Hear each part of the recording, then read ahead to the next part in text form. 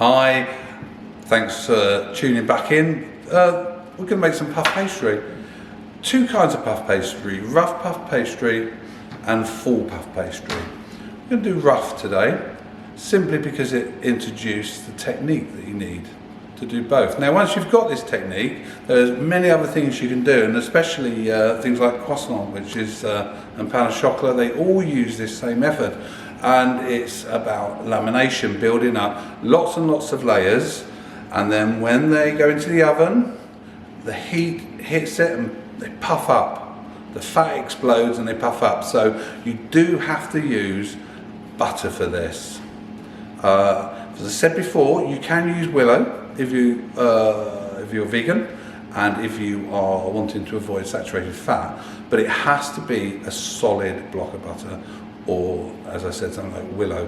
Don't use the soft spreading. It won't work, and it's very difficult to do it with. Important things are having all your equipment. You need your water nice and cold, and you need your butter nice and cold. Okay, so let's make a start on it.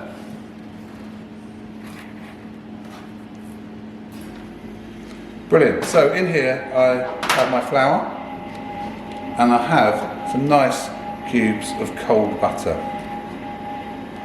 It's equal amounts when you're making rough puff. Remember, short crust pastry, it was half fat to flour, but with this it's a very buttery, luscious pastry. So we have equal amounts, which is very similar to if we're making a sponge cake. That's equal amounts. So rough puff pastry, equal amounts. Now, so what we're trying to do here, we're using a rubbing in method, using my fingertips again, coolest part of my hand, because we need to keep this as cold as possible and handle it efficiently, so you're not overworking and making the gluten stretch too much and get too tough. Now, when we made our short crust pastry, we went for the sandy texture. With this, we're not. We need to have lumps of butter remaining still, because it's the lumps of butter that create the puff. Okay, it creates the puff through all those laminations, all those layers.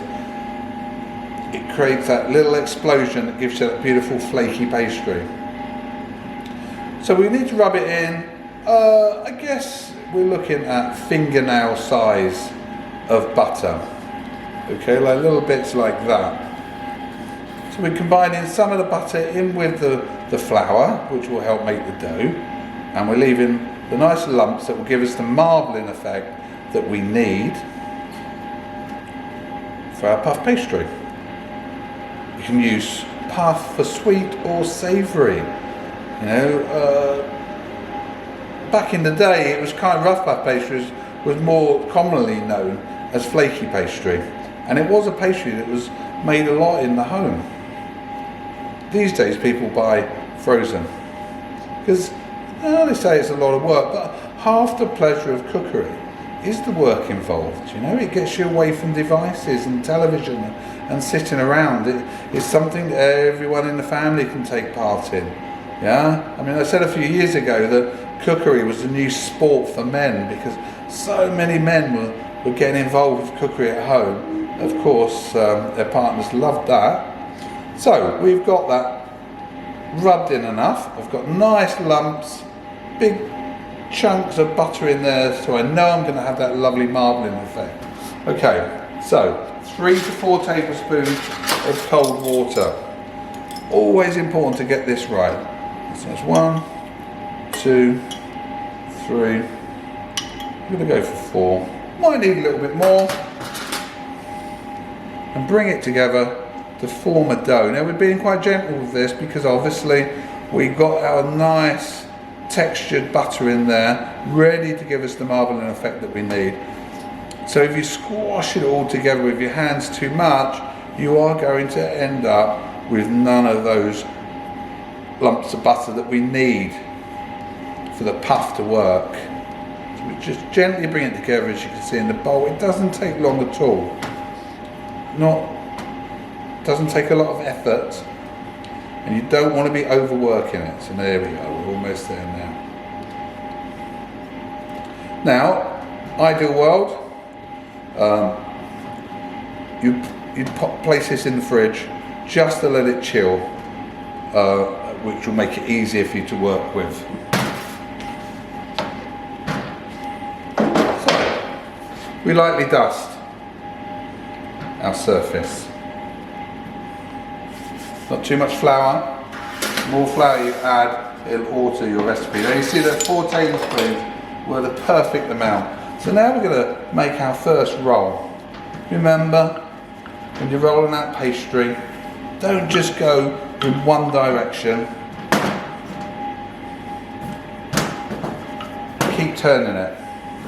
Now what we're looking for is a rectangle. Okay? Why a rectangle? Why not the shape of the world, which is where most people roll their pastry?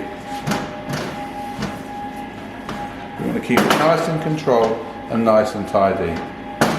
Now, looking at the pastry here, I can really see the streaks of butter in there. And as I say, we call that marbling. So the first thing we're going to do now is do our first bookmark turn. Into the middle, and then we close the book. And that is our first turn. We're going to put 3 turns into this pastry. Again, a little bit of flour again. And make sure you start off with it in a nice shape. Okay? It's very important because that will determine how your lamination comes together, how your layers come together. Again, don't be quite gentle with the rolling pin. Again, people do tend to lean on them. Now, if you're making this at home, you will have time to put it in the fridge, which will make it easier for you to work with. But my kitchen's very cool today. So, bookmark turn number 2, into the middle. So if you imagine that resembles the pages of an open book, and then we close the book just like that. So you can see that it's getting tidier and tidier as we come along, and that's what I want. I want it to be nice and tidy. That's number 2. So now we're going to put the final turn in there. You can see, I think that this is less effort to do this than going to the supermarket, buying a packet of puff pastry, bringing it home in your car, all those extra miles. Well, these can be store cupboard ingredients, things. Right, let's do our final bookmark turn. So again, into the middle. That is our open book. And then we're going to close the book. And now we know. Now what we're going to do with this now, I'm going to wrap it and I'm going to chill it. So, it's ready for whatever you need it to be. I'm going to make these into apple turnovers, which are a beautiful sweet dessert, nice spicy apple. And in the next video, I'm going to show you how to prepare the apple filling. You could use it to make sausage rolls, a savoury pie or a sweet pie.